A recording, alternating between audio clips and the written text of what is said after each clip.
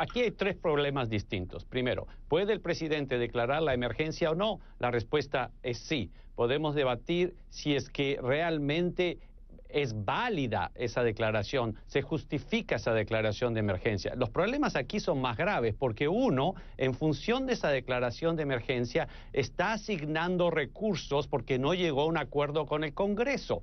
O sea, porque no pudo pasar la ley de presupuesto que él quería, lo hace a través de este mecanismo. Este es un problema más grande. Ahora mismo estamos enfrentando en España que se acaban de llamar a elecciones, se van a llamar a elecciones anticipadas porque no se pasaron los presupuestos de las Cortes, el presupuesto del Estado. O sea, una definición fundamental en la democracia es que las asignaciones de los dineros del Estado las hace el Congreso. Tienen flexibilidad para transferir, mover dinero de una a otra una vez aprobado. Por supuesto, hay los procedimientos. Entonces, este es el principal problema, que está asignando recursos. Y el tercer problema es que está asignando recursos que fueron expresamente negados en la ley de presupuesto que está firmando en este momento. Entonces son tres niveles de problemas que él tendrá que afrontar las próximas horas y los próximos días. En esta transmisión Roberto Izurrieta y Roberto Quironaga. Voy con Paul Quironaga. Voy primero con Roberto. Roberto, tu reacción al discurso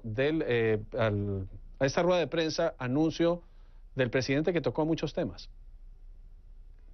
Pienso que él mencionó la palabra las próximas elecciones unas 3 o 4 ocasiones sin que nadie le haya preguntado, lo cual me hace pensar que gran parte de la estructura de esta acción política tiene ese propósito. Esto es pensar en su campaña electoral, motivar su base electoral. Como dijimos antes de entrar en esta cadena, la única ventaja es que la batalla electoral que se va a dar por esta lucha electoral de la creación de un muro sale en este momento del cierre parcial o la amenaza de un cierre parcial del gobierno hacia las Cortes, en lo cual él ha sido muy claro que su declaración de emergencia va a ser cuestionada en las Cortes, después va a ser apelada y probablemente terminará en la Corte Suprema. Como decíamos al inicio, si bien el presidente tiene la prerrogativa de declarar el estado de emergencia, las justificaciones de estos, en mi opinión, fueron débiles, por más que habló de la palabra de guerra, de invasión, que el público norteamericano en la última encuesta publicada por CNN, más o menos 60-30, no está de acuerdo, pero eso es política. Pero lo que sí es legal es que esta declaración de emergencia tiene dos implicaciones que la hacen muy distintas a las demás. En este caso, que está asignando una cantidad de recursos, arrogándose esa atribución, pero lo más grave de todo, que está tomando recursos que fueron negados expresamente por el Congreso en la ley de presupuesto que el presidente firmará o ya habrá firmado el día de hoy.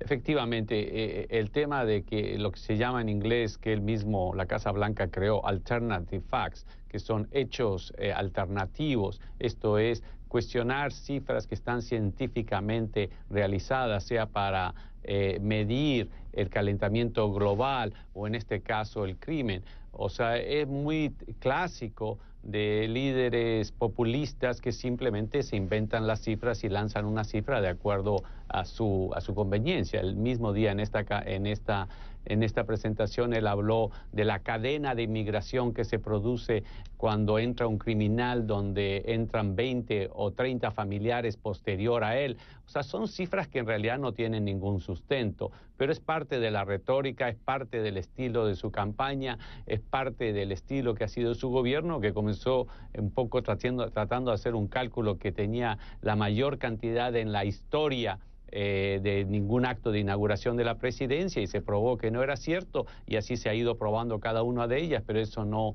le limita a seguir utilizando este recurso retórico que es muy clase de líderes de las características. Efectivamente, yo primero quisiera clarificar algunas cosas. Existen problemas en las fronteras sin lugar a dudas, podrían existir crisis, pero no una emergencia. Existe una emergencia en la frontera de Venezuela con Colombia, eso es una emergencia.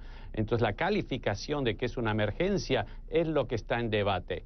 Y el presidente tiene bastante flexibilidad para decir él, de acuerdo a la ley, que eso es una emergencia. Es poco creíble, muy poco creíble. Solamente su base política le va a creer, sin lugar a dudas. El problema que yo veo aquí es que este debate se va a dar en el Congreso, en el Senado y en la Corte, en última instancia en la Corte Suprema. Lo que, como bien tú decías, los senadores republicanos se habían expresado antes, muchos de ellos, que preferían que no les fuercen, que no les pongan en la situación de tener que votar para calificar si esta es una emergencia o no.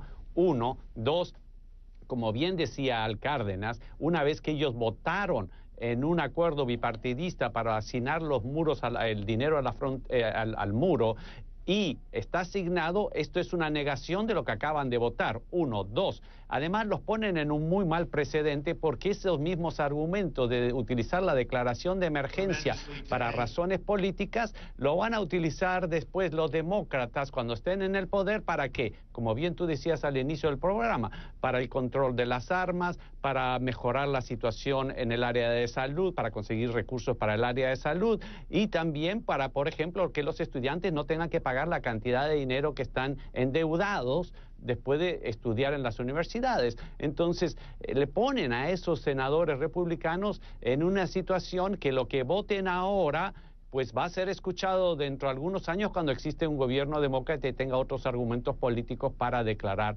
la declaración de emergencia.